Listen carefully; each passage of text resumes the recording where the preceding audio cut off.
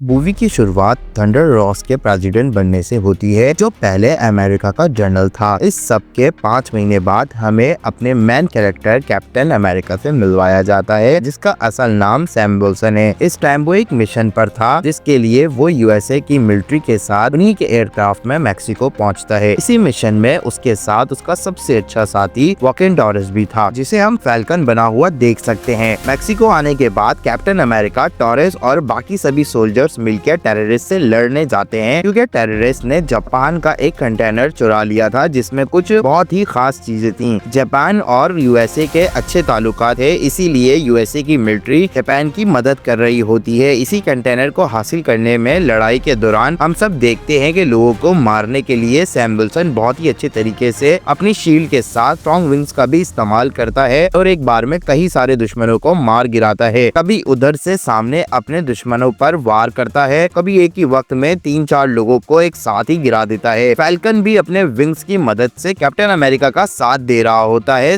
और सभी टेररिस्ट के खात्मा करने के बाद कैप्टन अमेरिका उनके बॉस के पास जाता है, जिसके पास वो कंटेनर था। कंटेनर लेने के बाद इससे पहले कि वो उस आदमी को मार देता, वो आदमी उनके चुंगल से भाग निकलता है और ये लोग यूएसए वापस आ जाते हैं। इसी वक्त पर कैप्टन अमेरिका टॉरस यानी फैल्कन से बहुत ज्यादा खुश था, क्योंकि इस लड़ाई में टॉरस ने बहुत मदद की थी। अब टॉरस से इम्प्रेस होकर कैप्टन अमेरिका उसे अपने सबसे अच्छा दोस्त बना लेता है। ब्रैडली से मिलवाने के लिए जाता है। कैप्टन अमेरिका टॉरस को बताता है कि आइजा ब्रैडली एक बहुत ही अच्छा सोल्जर था और साथ ही साथ कैप्टन अमेरिका भी रह चुका है। ये सुनकर टॉरस शॉक हो जाता है, लेकिन एक अजीब बात ये होती है कि कैप्टन अमेरिका टॉरस को बताता है कि कैप्टन अमेरिका बनने के बाद आइजा ब्रैडली को 30 साल के लिए जेल में डाल दिया गया था। हालांकि ये बहुत ही अजीब था, क्योंकि आइजा ब्रैडली ने तो कैप्टन अमेरिका बन के बहुत ही अच्छे काम किए थे और बहुत अच्छा परफॉर्म भी किया था। टॉरस हैरान होकर आइजा ब्रैडली से पूछता है कि आखिर जब आपने इतने अच्छे काम किए थे तो यूएसए मिलिट्री ने आपको जेल में क्यों डाला। आइजा ब्रैडली बताता है कि जब वो कैप्टन अमेरिका बना था तब उन्होंने बहुत ही अच्छे और सक्सेसफुल मिशन किए थे। उन्होंने अपने मिशन में बहुत से लोगों की जान बचाई और यूएस का काफी नुकसान होने से भी बचाया था। इतनी सक्सेसफुल मिशन करने के बाद वो तेजी से मशहूर होने लगा, लोग उसे पसंद करने लगे थे। लेकिन यूएसए की गवर्नमेंट को ये पसंद नहीं आया कि एक ब्लैक आदमी इतना ज्यादा पॉपुलर हो जाएगा, इसीलिए यूएस गवर्नमेंट ने मुझे अरेस्ट कर लिया और 30 साल तक जेल के अंदर मेरे ऊपर मुख्तलिफ एक्सपेरिमेंट करते रहे। इसी वजह से आइजा ब्रैडली यूएसए की गवर्नमेंट से बहुत ही ज्यादा नफरत करते थे। इन्हीं बातों की वजह से टॉरस के दिल में भी आइजा ब्रैडली के लिए बहुत इज्जत बढ़ जाती है और ये लोग बहुत ही अच्छे दोस्त बन जाते हैं। ये लोग अभी बातें कर ही रहे होते हैं कि तभी सैम विल्सन यानी अभी वाले कैप्टन अमेरिका को एक कॉल आती है, जिसमें उसे पता चलता है कि अब न्यू प्रेसिडेंट यानी थंडर रॉस ने व्हाइट हाउस के अंदर एक मीटिंग रखी है। ये मीटिंग एक पार्टी के अंदर है, जिसमें बहुत ही बड़े बड़े लोग आएंगे और इसके अंदर कैप्टन अमेरिका यानी सैम विल्सन को भी इनवाइट किया गया है। अगले सीन में हमें दिखाया जाता है कि सैम विल्सन तैयार होकर आइजा ब्रैडली और टॉरस के साथ एक व्हाइट हाउस में पहुंच जाता है, जहाँ पर बहुत सारे कंट्रीज के प्रेसिडेंट भी आए हुए होते हैं। पार्टी में थंडर रॉस सैम विल्सन को देखते ही उसकी तारीफ करने लग जाता है। उसने मैक्सिको में बहुत ही अच्छा मिशन किया। थंडर रॉस इम्प्रेस था, क्योंकि उसने जापान की खोई हुई चीज को वापस हासिल कर लिया था।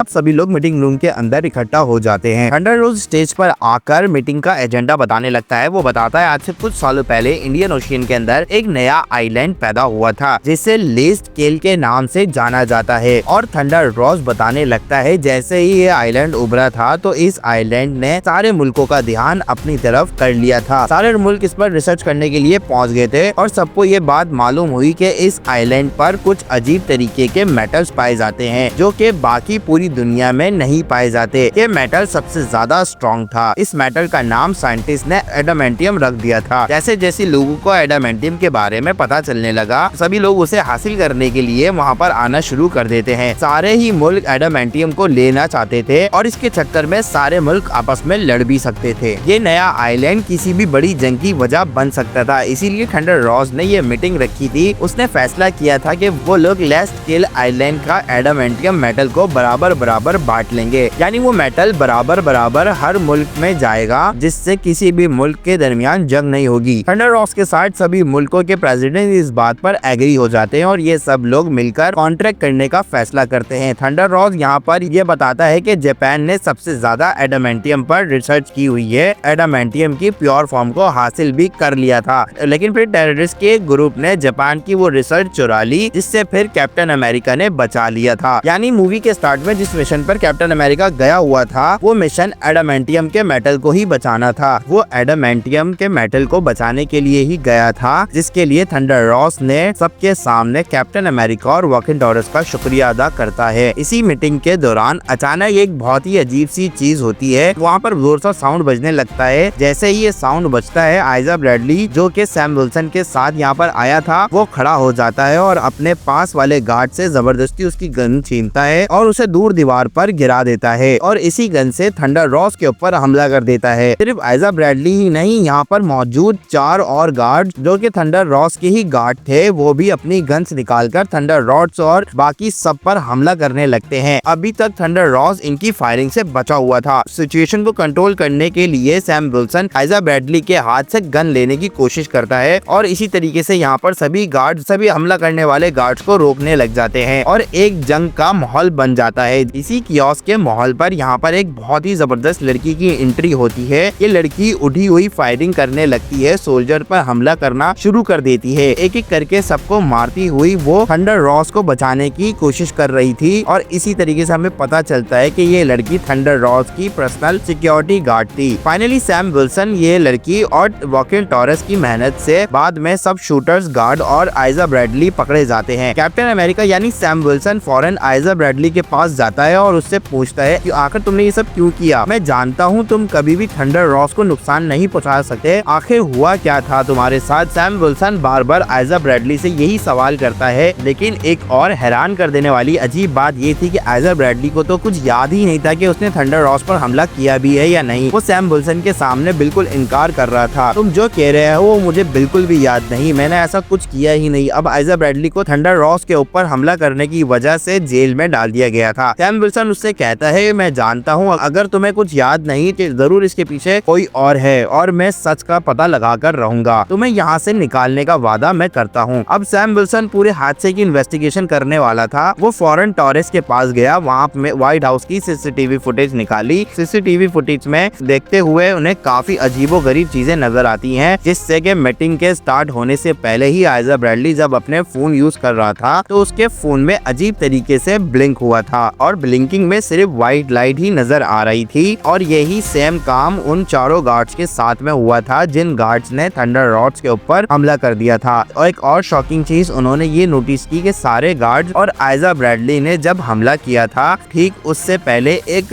गाना बजा था, जैसे उस म्यूजिक ने उनको ट्रिगर किया होगा। ये देखते हुए सैम विल्सन और टॉरेस को ये बात कंफर्म हो गई कि आइजा ब्रैडली और उन चारों गार्डों से किसी और ने ये काम करवाया था, वो पांचों बेकसूर हैं। अब आइजा ब्रैडली को बचाने के लिए सैम विल्सन और टॉरेस मिलकर डिसाइड कर लेते हैं कि आखिर वो उस आदमी को ढूंढ कर रहेंगे जिसने आइजा ब्रैडली को फंसाया और थंडर रॉस के ऊपर हमला करवाया। ये डिसाइड करने के बाद सैम विल्सन अपनी गाड़ी में बैठकर बाहर निकल जाता है। अब वो रास्ते में ही था कि उसके ऊपर किसी ने गन से हमला कर दिया। बाहर निकलकर उसने देखा तो ये वही टेररिस्ट का लीडर था जिसके हाथ से उसने जापान का कंटेनर बचाकर लाया था और वो अब सैम विल्सन के सामने बदला लेने के लिए आ चुका था। सैम विल्सन उससे लड़ता है और जल्द ही इसे हरा देता है। उसको हराकर मारते ही अभी सैम विल्सन फ्री नहीं हुआ था कि उसे एक कॉल आ गई। कॉल में एक बंदा उसे कहता है कि तुमने उस आदमी को मार दिया, लेकिन आगे जो कुछ भी होने वाला था तुम उसमें से किसी भी चीज को नहीं रोक पाओगे। इस फोन ने सैम विल्सन को परेशान कर दिया था क्योंकि इस बात से उसने इतना अंदाजा लगा लिया था कि कोई तो है जो उसके ऊपर नजर रखे हुआ है और जरूर इस आदमी का ताल्लुक थंडर रॉस पे किए गए हमले से भी है। इसीलिए वो जल्द से जल्द टॉरेस के पास आता है और उससे फोन कॉल को ट्रेस करवाता है। कॉल ट्रेस करने के बाद उन्होंने देखा कि ये कॉल तो एक गवर्नमेंट फैसिलिटी से आई हुई थी। अब यहाँ पर ऐसा क्यों था जो ये सब करवा रहा था, जानने के लिए टॉरेस और सैम फौरन ही वहाँ से निकल जाते हैं। अब आगे जो इन लोगों ने देखा ये देखकर ये लोग हैरान रह गए। वो फैसिलिटी असल में एक साइंटिस्ट की लैब थी जिसमें गवर्नमेंट का कोई काम नहीं हो रहा था, बल्कि वहाँ पर कुछ एक्सपेरिमेंट चल रहे थे जो थंडर रॉस पर्सनली करवा रहा था। पता चलता है कि ये एक्सपेरिमेंट वो तब से करवा रहा है जब से वो आर्मी में जनरल था। अभी वो इन चीजों का ही सोचकर हैरान ही हो रहे थे। इनके सामने एक नया कैरेक्टर की एंट्री होती है, द लीडर, जिसे देखकर ये दोनों हैरान हो जाते हैं। तो ये लीडर पूरा ग्रीन था और ऊपर से इसका सर बहुत ही बड़ा था। सैम विल्सन उससे पूछता है तुम कौन हो और ये सब क्यों करवा रहे हो? मैं जानता हूँ थंडर रॉस पे भी हमला तुमने ही करवाया मिलवाया था। आखिर चाहते क्या हो तुम? उसकी बातें सुनकर द लीडर कहता है मैं साइंटिस्ट हूँ, एक मर्तबा मैंने ब्रूस बैनर की मदद की थी, उसकी मदद के चक्कर में मुझे खुद को ही चोट लग गई थी और वो तो पहले से ही ब्लड कर रहा था। उसकी गामा रेडिएशन वाला ब्लड जो था वो मेरे सर के जख्म में गिर गया था। उस गामा रेडिएशन की वजह से मेरा सर बड़ा होने लगा और मैं इसी तरह अजीब दिखने लग गया। लेकिन एक पॉजिटिव चीज जो इस सब में हुई वो मेरे दिमाग की पावर्स थी जो कि 100 गुना बढ़ गई। जैसे ही थंडर रॉस को मेरे बारे में पता चला